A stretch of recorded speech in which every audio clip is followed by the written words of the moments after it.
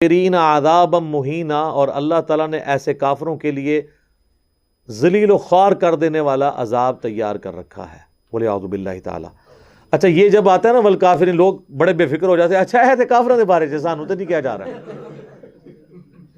اب کیا کریں جی ہم، پنجابی میں تو تراویح سے وی تراویاں بن جاندیاں نے، ان جاہلوں کا کیا کریں؟ تو قرآن میں اور عربی لنگوسٹک میں کفر کا صرف مطلب یہ نہیں ہوتا جو نان مسلم ہم لیتے ہیں، کفر کہتے ہیں انکار کو، کفر کہتے ہیں ناشکری کو۔ جو غیر مسلم ہے اس کو ہم کافر کیوں کہتے ہیں؟ کہ اس نے اللہ کے نبی کا انکار کیا۔ مسلمان بھی کافر ہو سکتا ہے، کس طرح؟ صحیح مسلم میں حدیث ہے، بندے کے کفر اور ایمان کے درمیان فرق نماز ہے۔ تو اللہ کے فضل سے، بلکہ کہنا چاہیے اللہ کے غضب سے، پاکستان کے مسلمانوں کی اکثریت کافر ہے۔ عقیدے میں ہم مسلمان مانتے ہیں، عملاً کافر ہے کیونکہ نماز چھوڑ رہے ہیں،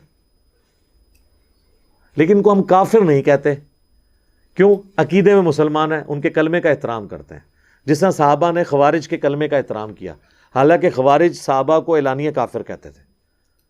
یہ ہم نے صحابہ کا فہم لیا ہے کہ اگر کسی میں کوئی کفر کی بات بھی پائی جائے اور وہ آپ کا اہل قبلہ اور اہل کلمہ ہے، آپ اس کی تکفیر نہیں کریں گے، ورنہ دعوت کا دروازہ بند ہو جائے گا۔ ایک بڑا یہ خارجیوں کی اپروچ ہے کہ آپ کلمہ گو کو کافر کہنا شروع کرتے ہیں، جس طرح ہمارے یہاں پہ کئی جماعتیں ہیں جو خوارج والا کام کر رہی ہیں، دوسروں کی تکفیر کرتی ہیں۔ اس ایشو کو سمجھنے کی ضرورت ہے۔ بہرحال عربی میں کفر کہتے ہیں ناشکری کو، انکار کو۔